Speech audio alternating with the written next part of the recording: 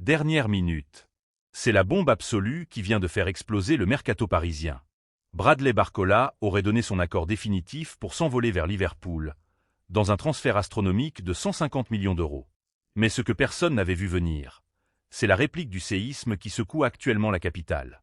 Entre le coup de théâtre totalement inattendu autour du prodige Laciné Maignan Pavé et l'incroyable retournement de situation qui réécrit l'avenir de Lucas Chevalier, le PSG vit des heures sous haute tension. Que se passe-t-il vraiment en coulisses? La direction est-elle en train de perdre le contrôle ou de préparer un coup de maître? Restez jusqu'à la fin. On va tout détailler maintenant. Salut à tous les supporters du Paris Saint-Germain. Bienvenue sur Mercato PSG pour toute l'actualité, les rumeurs et les transferts. Pense à t'abonner pour ne rien rater et dis-moi ton avis en commentaire. Lâchez un gros like pour soutenir le travail. Merci beaucoup. Commençons par le dossier du jeune phénomène Laciné Maignan Pavé. Coup d'arrêt brutal pour le Paris Saint-Germain sur le marché des transferts. Alors que les supporters s'attendaient à fêter l'arrivée d'un nouveau crack pour renforcer l'effectif, le verdict vient tout juste de tomber concernant le très médiatisé dossier Laciné Maignan Pavé. Le club de la capitale va devoir s'armer de patience. Fortement pressenti pour intégrer la rotation de Luis Enrique durant ce mercato estival, l'attaquant prodige de seulement 16 ans va finalement poursuivre son aventure au Montpellier HSC cette saison. Pourtant, sur le plan financier, l'opération semblait quasiment bouclée. Selon la presse française et les révélations du journaliste de référence Abdellah Boulma, un accord avait même été trouvé avec l'entourage du joueur autour d'un bail longue durée de 5 ans. Le PSG était prêt à signer un chèque estimé à 15 millions d'euros, hors bonus. Un investissement initial absolument colossal pour un joueur de cet âge, qui prouve à quel point le marché des jeunes talents a explosé, et qui aurait assuré aux joueurs un salaire évolutif particulièrement attractif. Mais c'était sans compter sur la fermeté implacable de la direction montpelliéraine. Blindé par un contrat courant jusqu'en juin 2028, ce qui garantit une valeur marchande extrêmement solide pour son club formateur, le jeune attaquant a tout simplement été bloqué par sa direction. Tactiquement et économiquement, on comprend très vite pourquoi Luis Campos avait fait de ce dossier une priorité estivale. La stratégie sportive parisienne est désormais très claire. Sécuriser les meilleurs jeunes talents tricolores avant que leur valeur n'atteigne des sommes folles, dépassant allègrement la barre des 50 ou 80 millions d'euros d'ici 2 ou 3 ans. Le profil ultra percutant de l'international français des moins de 16 ans collait d'ailleurs parfaitement au système de possession verticale mis en place par Luis Enrique, un coach qui n'a jamais peur de lancer des jeunes dans le grand bain européen. Mais face aux sollicitations des plus grands cadors européens, Montpellier a décidé de verrouiller son joyau. Interrogé au micro de RMC Sport, le président Laurent Nicolin a été on ne peut plus transparent. Il a affirmé que son joueur n'était actuellement pas à vendre, le qualifiant ouvertement de joueur le plus talentueux de la génération 2010. Le patron du MHSC a déclaré n'attendre qu'une offre véritablement mirobolante, ce qui, selon les standards actuels, obligerait les clubs acheteurs à formuler une proposition flirtant avec les 25 millions d'euros, potentiellement assortie d'un gros pourcentage à la revente. Un pari financier immédiat que le PSG a décidé de ne pas surpayer à l'aveugle. Laciné Maignan Pavé reste donc dans l'Hérault pour parfaire son apprentissage, mais nul doute que la cellule de recrutement parisienne garde ce dossier brûlant tout en haut de la pile pour les prochaines fenêtres de transfert. Passons maintenant à la situation brûlante de nos gardiens de but.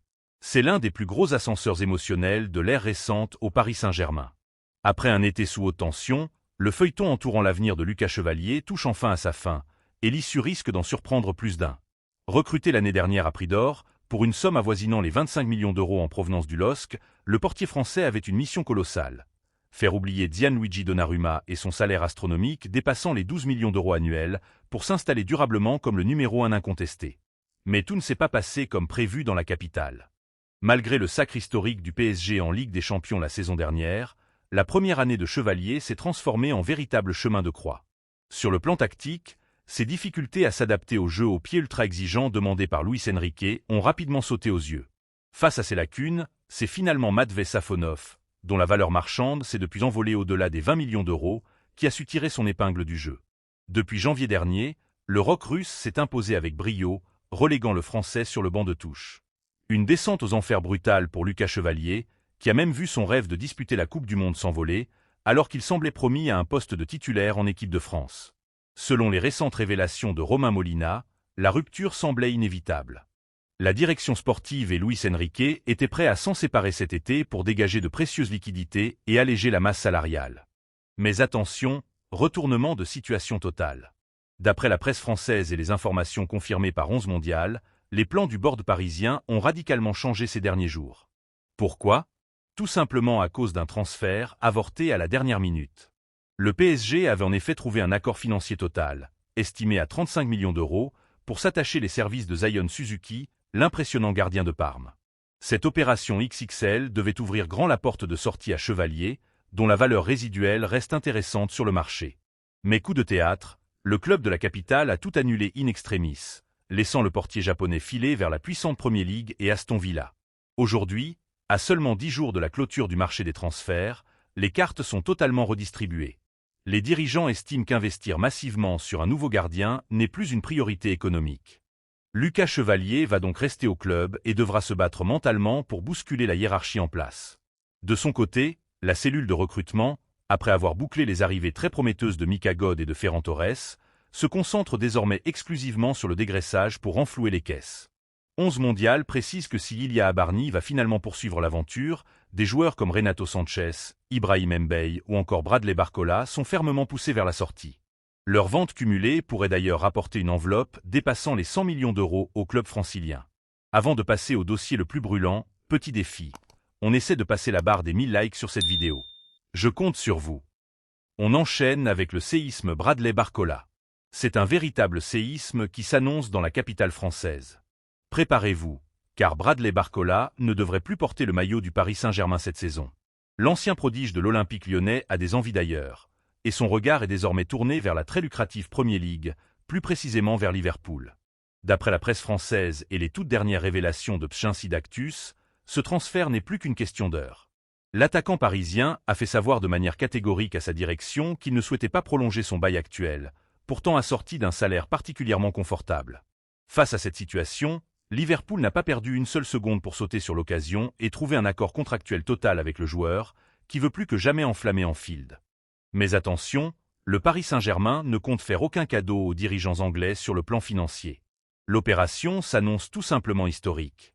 Le board parisien, conscient de la valeur marchande exponentielle de son joueur, attend une offre titanesque qui devrait s'élever à environ 150 millions d'euros pour libérer son joyau offensif. D'un point de vue purement économique, c'est une véritable masterclass qui se prépare pour le PSG. Acheté pour près de 45 millions d'euros à l'OL il y a quelques années, Barcola générerait ainsi une plus-value monstrueuse dépassant les 100 millions d'euros. Cette manne financière incroyable est une véritable aubaine pour respecter les règles strictes du fair-play financier de l'UEFA, tout en dégageant une marge de manœuvre colossale pour réinvestir. Tactiquement, perdre un profil aussi explosif, capable de briser des lignes entières sur son aile gauche par ses accélérations, est un coup dur pour le système de possession cher à Luis Enrique. Cependant, une indemnité de 150 millions d'euros est tout simplement impossible à refuser sur le marché actuel. Les ambitions anglaises ne s'arrêtent pas là, puisque Liverpool aurait bien voulu faire d'une pierre deux coups en tentant d'arracher également Ibrahim Mbaye. Mais dans ce dossier, l'histoire est radicalement différente et se heurte à la dure réalité des chiffres. Selon les informations proches du club de la capitale, validées par des sources comme l'Équipe, les négociations sont actuellement dans une impasse totale. Le Paris Saint-Germain se montre inflexible et réclame près de 60 millions d'euros pour céder son talent sénégalais, conscient de la valeur des jeunes profils sur le marché européen. Du côté de la Mersey, les Reds refusent catégoriquement de débourser plus de 40 millions d'euros. Ce fossé de 20 millions d'euros entre l'offre et la demande semble aujourd'hui insurmontable. Sauf rebondissement spectaculaire de dernière minute, Mbaye ne rejoindra donc pas le championnat anglais cet été. Pourtant, la situation presse du côté de Paris. Le joueur ne rentrerait plus vraiment dans les plans tactiques de Luis Enrique, qui préfère s'appuyer sur d'autres profils pour sa rotation. Heureusement pour lui, sa cote reste très élevée et de nombreux autres cadors européens sont déjà à l'affût, prêts à formuler des offres concrètes. Le PSG espère toujours boucler un transfert autour des 60 millions d'euros pour continuer d'alléger considérablement sa masse salariale. Avec cette potentielle injection de liquidité qui pourrait largement dépasser les 150 millions d'euros au total, le mercato parisien est très loin d'avoir livré toutes ses surprises. La direction sportive est plus que jamais ouverte à toutes les options et reste à l'affût de la moindre opportunité pour réaliser un ou deux recrutements majeurs d'ici la clôture du marché. Avec un tel trésor de guerre, la fin du mois d'août s'annonce absolument bouillante et décisive au Paris Saint-Germain. Ton commentaire est très important pour nous. Dites dans les commentaires si le PSG fait le bon choix en vendant Bradley Barcola pour 150 millions d'euros à Liverpool, ou s'il faut absolument le conserver à tout prix cette saison. Donnez-nous votre avis. Pensez à vous abonner à la chaîne pour suivre en exclusivité l'actualité mercato des Parisiens, à liker et à partager la vidéo pour soutenir la chaîne. Merci beaucoup.